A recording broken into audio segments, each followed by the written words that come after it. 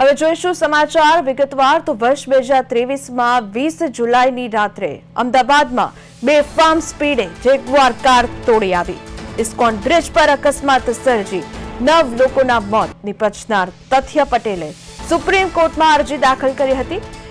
એમાં સુપ્રીમ કોર્ટે તથ્ય પટેલ સામે 3 સપ્તાહમાં ચાર્જ ફ્રેમ કરવા અને સાક્ષીઓના નિવેદન લેવાની શરૂઆત કરવા હુકમ કર્યો હતો। તેને અમદાવાદ ગ્રામ્ય કોર્ટમાં રજૂ કરવામાં આવ્યો હતો, જ્યાં તેની સામે ચાર્જ ફ્રેમ કરવામાં આવ્યો છે।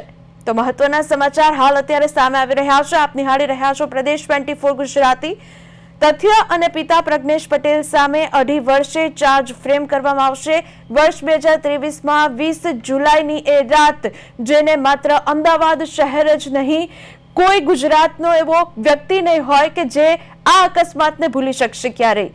20 જુલાઈની એ કાળમુખી રાતે તથ્ય પટેલે 9 લોકોના જીવ લઈ લીધા હતા। આ અકસ્માત સર્જ્યો હતો। 1684 પાનાની ચાર્જશીટ દાખલ કરવામાં આવી છે, જેમાં કુલ દસ્તાવેજો પુરાવા છે, 191 સાક્ષી છે। તથ્યને અમદાવાદ ગ્રામ્ય કોર્ટમાં રજૂ કરવામાં આવ્યો હતો।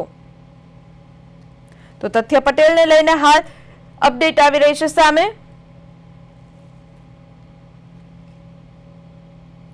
સુપ્રીમ કોર્ટમાં તથ્ય પટેલે અરજી કરી હતી, તેમાં સુપ્રીમ કોર્ટે તથ્ય પટેલ સામે 3 સપ્તાહમાં ચાર્જ ફ્રેમ કરવા અને સાક્ષીઓના નિવેદન લેવાની શરૂઆત કરવા હુકમ કર્યો હતો।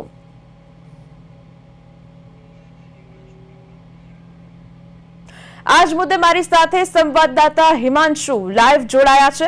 હિમાંશુ પાસેથી જાણીશું, હિમાંશુ, તથ્ય પટેલ કેસ, એ કાળમુખી રાત અને અકસ્માત ગુજરાતની જનતા ક્યારે નહીં ભૂલે, આ સમાચારને લઈને હાલ અત્યારે શું અપડેટ સામે આવી રહી છે? હિમાંશુ।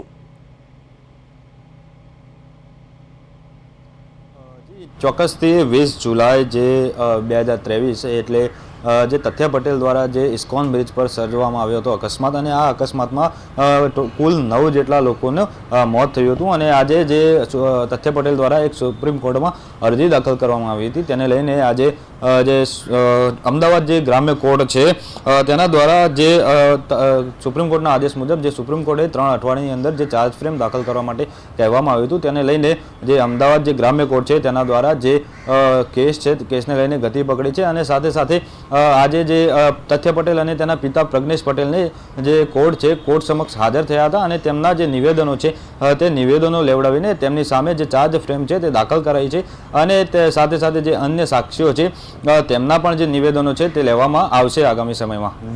જી હિમાંશુ, ત્યારે આ જે સાક્ષી છે તે કોણ હશે? તેની સાથે કારમાં સવાર જે તેના મિત્રો હતા તેના પણ નિવેદન લેવામાં આવશે કે ત્યાં ઉપસ્થિત આસપાસના લોકો હતા તેના નિવેદન, કોના નિવેદન લેવામાં આવશે? જી ચોક્કસથી જો સાક્ષીઓની વાત કરવામાં આવે તો જે ચાર્જ ફ્રેમમાં જે કુલ 1684 પાનાની જે ચાર્જશીટ હતી, અને તેમાં ટોટલ 191 જેટલા જે સાક્ષીઓ હતા તેમના જે સાક્ષીઓના નિવેદનો લેવામાં આવશે, અને સાથે સાથે જે તેમાં બેઠેલા જે કારમાં બેઠેલા તેમના મિત્રો છે તેમના પણ નિવેદનો લેવામાં આવશે।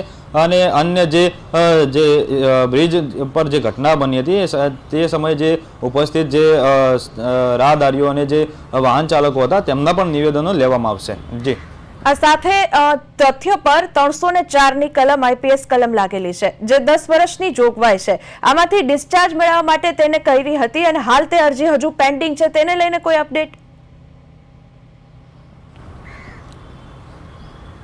જી ચોક્કસથી જે આઈપીસી 304 કલમ હેઠળ જે એક જોગવાઈ છે કે જેના પર આ કલમ લાગે છે તેને જે 10 વર્ષની જેલની જે સજા છે તે ભોગવવાની હોય છે, પરંતુ આ અરજીને લઈને જે તથ્ય પટેલ છે તેના દ્વારા જે હાઈકોર્ટમાં એક અરજી કરવામાં આવી હતી, પરંતુ હાઈકોર્ટમાં જે આ અરજી છે અત્યારે હાલ સુધીમાં પેન્ડિંગ છે।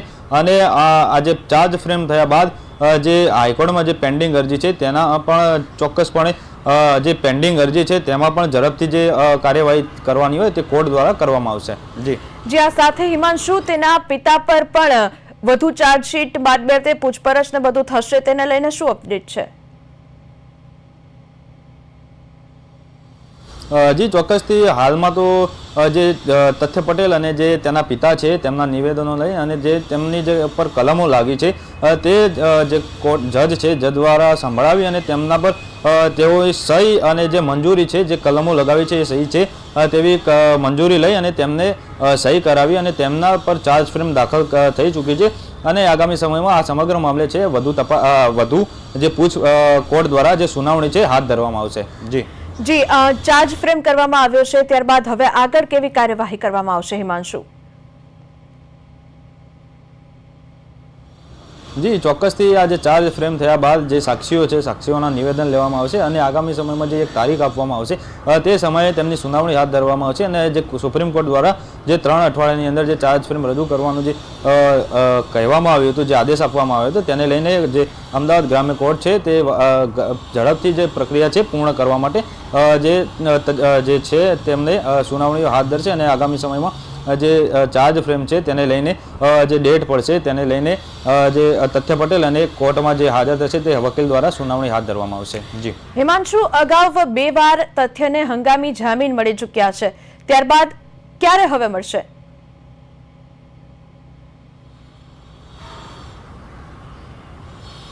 જી, આગામી જે વાત કરવામાં આવે તો જે તથ્ય પટેલ છે તેમના જે દાદા છે, દાદાનું અવસાન થયું હતું તે સમયે તેમને જે હંગામી જામીન મળ્યા હતા અને સાથે સાથે ત્યારબાદ જે તેમની મમ્મીની જે એક કહેવાય કે કોઈ બીમારીને લઈને તેમને જામીન આપવામાં આવ્યા હતા અને ત્યારબાદ જે ઓગસ્ટ 2025ના રોજ જે હાઈકોર્ટમાં છે જે તથ્ય પટેલ દ્વારા રેગ્યુલર જામીનની અરજી કરવામાં આવી હતી, પરંતુ જે હાઈકોર્ટ દ્વારા જે અરજી હતી તે હાલમાં પેન્ડિંગ રાખવામાં આવી હતી અને ત્યારબાદ જે સુપ્રીમ કોર્ટ દ્વારા જે ચાર્જ ફ્રેમ જે દાખલ કરવાની જે આદેશ આપવામાં આવ્યો હતો તેને લઈને અત્યારે હાલમાં જે સમગ્ર મામલે છે વધુ જે કોર્ટ દ્વારા જે સુનાવણી છે તરત ઝડપી નિકાલ લેવામાં આવશે.